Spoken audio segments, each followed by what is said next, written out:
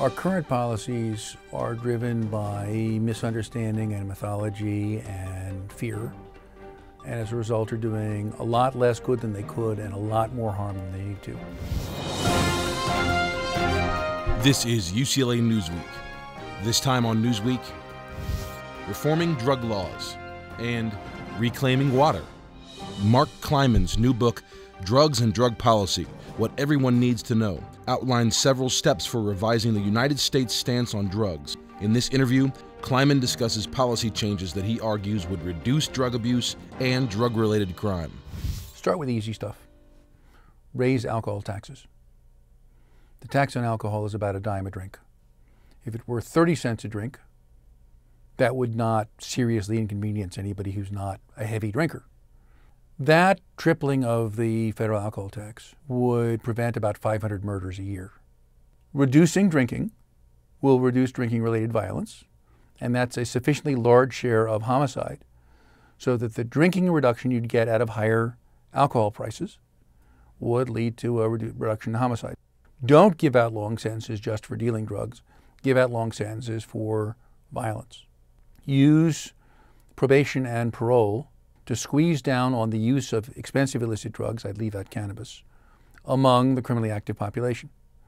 That alone ought to reduce the total quantity of illicit drugs consumed in the U.S. by close to 50%.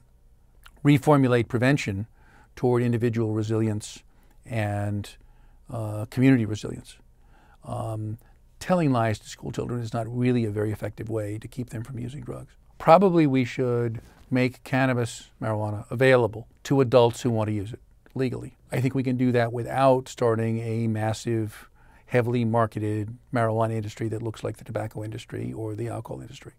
Our current policies are driven by misunderstanding and mythology and fear, and as a result are doing a lot less good than they could and a lot more harm than they need to.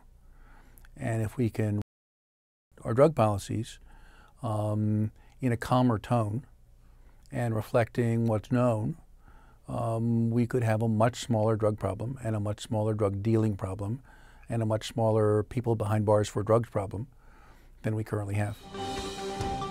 And in brief, turning water into cleaner water. UCLA's cogeneration plant dumps 80,000 gallons of dirty water each day. Water that becomes polluted as it is used to cool the power plant's machinery. What if that sludge could be made clean enough to drink? It's not just chasing waterfalls, say scientists at the UCLA Water Technology Research Center. They've created a compact, intelligent, reverse osmosis filtration system currently being tested at the plant. It could reclaim more than half of that water, saving upwards of $100,000 per year.